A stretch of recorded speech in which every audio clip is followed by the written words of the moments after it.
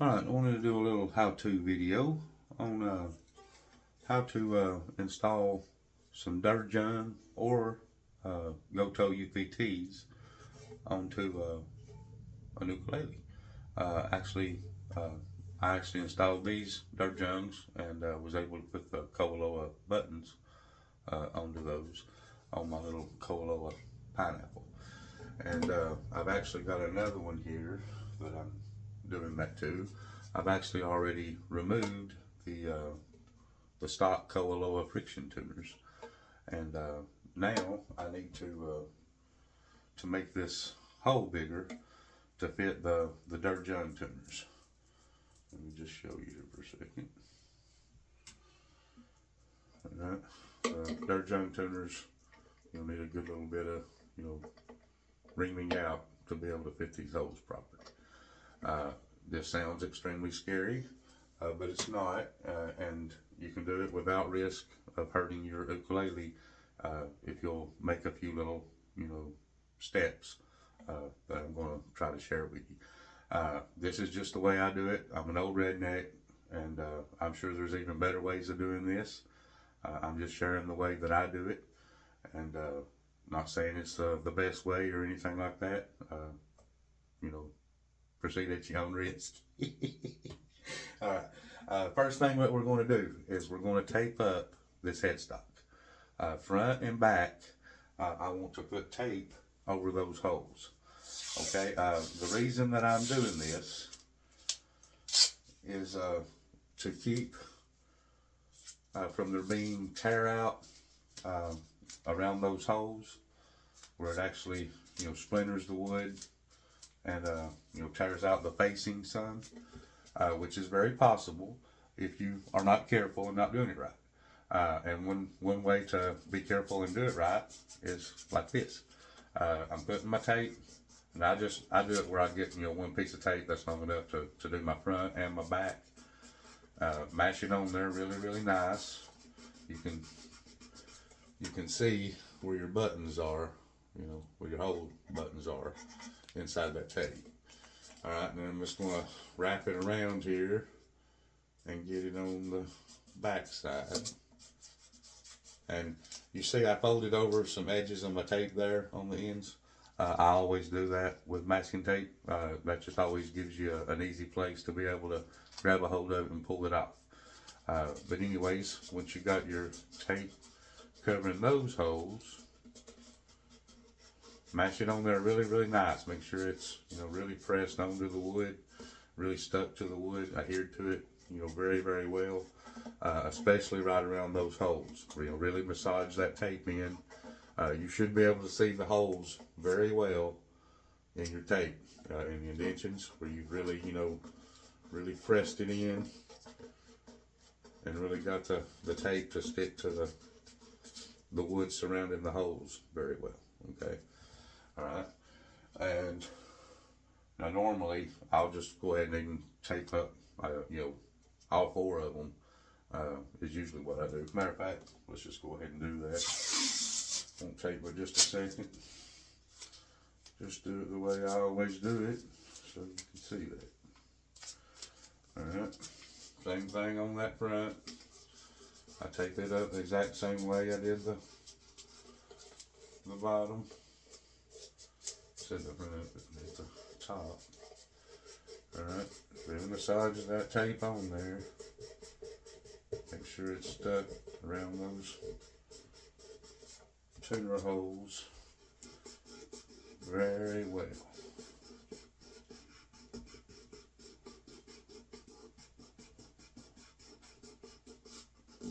Alright, that's what we got. Okay. Now, for a reamer, this is just a very cheap reamer that I got from Harbor Freight Tools. I think it was $5, and it works good. It's definitely not a professional reamer anyways. This one takes a little bit longer to ream the hole with it, but they work perfectly fine. It's a good sharp reamer. Just the design of it, isn't the quickest working. All right, what I'm going to do, and you can see here, I've got I'm actually using Jake Schumacher's songbook as my dust collector.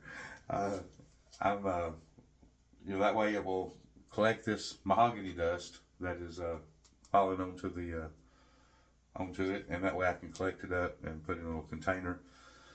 Use that to fill holes, things like that at a later date. All right, what I'm going to do is poke straight through my tape in the middle of, and you'll put my reamer right in the middle of the hole, and then just push directly into my tape. Okay, you can see on the back. Now your tape should not push off of the ukulele, you know, when you jab your reamer in there. Okay, if the tape peels away from the ukulele, then you either didn't get a good enough seal on it, or you ain't got good enough tape. All right, good masking tape is, I mean, that's seriously the #1 rule. I know there's cheap stuff, and get the good stuff. It always pays for itself in the long run. This won't leave any residue, anything like that, and it sticks very, very well to the wood of the oak. All right, now what I'm going to do, I should show you this on my little reamer. All right, see if you can it'll focus in there. Right here in this area where my fingernail is, I don't know if you can really see it. There's a very faint line. I took a Sharpie marker and marked around the reamer at the size that I needed it. I actually reamed my first hole, you know, and very closely checking with a tuner to put that mark on there so that I would know exactly how deep to ream. But if you don't, you know, your first time, you're not going to know how deep. You want to go extremely, extremely slow, ream just a little bit, and then, you know, take your tuner again and see if it'll fit into your hole.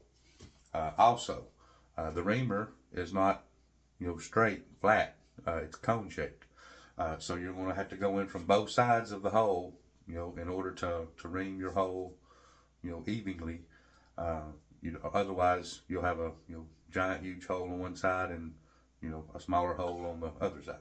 All right, we're going in the front on the first one here, and what I'm going to start doing is just start reaming that out.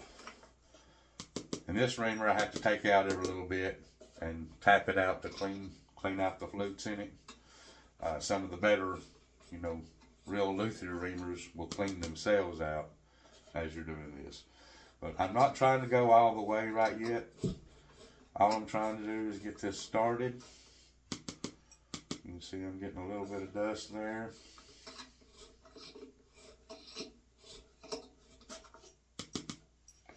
Sometimes you have to take and clean those flutes out a little bit. All right, I'm going to go ahead and go to my back side.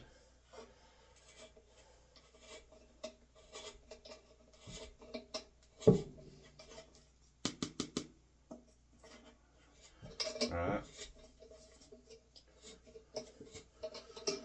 If you can see that there, I think you can see that little mark there. That's where my line is on my reamer. I don't go all the way to my mark. When I start getting close to that, I will start checking it to see how close I am to getting my fit. Go back in here to the front and open that one up just a little more. On these DerJungs and on the Gotoh UPTs, they both take the same size hole. But the hole on the front side does not have to be reamed quite as big as the hole on the back side. So what I generally do is I stop a little bit short. You can see my marks right here. So that's where I stop short. Let's go back to my back. And I'm about at that mark where I was then, but I need a little bit more in that to get close enough to where that is going to fit. And that might have just done it. Let me show you there how close I am. I don't know if you can see my mark. Put my fingernail on the mark. I'm very close to the hole. So now I'm going to take my reamer back out, and I'm going to test with my tuner, and you can see the tuner is wanting to fit in there, but it's not going all the way, and then, you know, it snugs up. Okay, you could force the tuner into that too small hole. Don't do that. Okay. What you're doing is you're creating a wedge into that wood, and you could end up splitting your headstock. Okay. You want the tuner to fit in snugly, but it needs to fit in all the way, without any major force or bolt having to pull it in. You want it to slide down into it a little bit easier than that. So we're going to ream it out just a little more. I'll go ahead and go in my front there and ream out just a hair. Okay, just went in barely a touch more. Go back to my back. Now I'm going to go pretty close to my line, because that's just where I know that line is there. I know, I don't really have to even pull them out and check that much. All right, now you can see that my tuner slips into the hole. It's still snug, very snug, but it slips all the way into the hole to where the little pin is wanting to touch the wood now. All right, there's actually a little tiny pin there. I don't know if you can see it. That helps the tuner to lock into the wood and keep them spinning. All right, so once we've got that done, we are ready to install the tuner. I am going to go ahead and just pull that tape back off of there, because there ain't no sense in making you watch me ream all 4 tuners, right? So we're just going to pull the tape back off of there. See there? Now normally I would have reamed all 4 of those. So you can see this is the one that has been reamed, and you can see we got a nice clean edge front and back. There's no rip out or chip out, no chip into the wood, anything like that. That tape really makes a big difference. Okay, and you might do this without the tape and not have no problems several times, but then you're going to do it one day and you're going to chip out a big piece of wood on an amazing ukulele, and you're going to wish you always put tape on it. So anyways, all right, now let's see here about getting this tuner installed. All right, then we push in there, and our tuner is right at to its pin. Okay, it doesn't, the pin is what's keeping it from going all the way in the hole, but it would still need a good little push. It's nice and snug. Okay, but you're not having to force it into the hole. All right, now we're just going to go ahead and put our washer and nut on the front, and I keep a little 10mm wrench in here just for this purpose. But now I'm going to tighten that up, and it'll pull itself in as we're tightening it.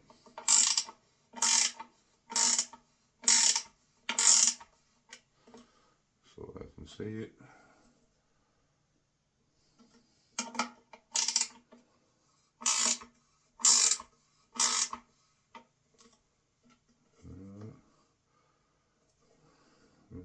I think she's up there. The wood needs a touch more. There we go. All right.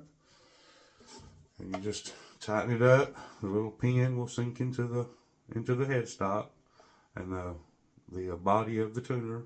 You want that to be completely flush and sitting against the headstock also. All right. That's how you install a kind of any tuner, but you have to make your hole larger. A little bit of a long video, but I guess if you need it, maybe it'll help. Thank you for watching.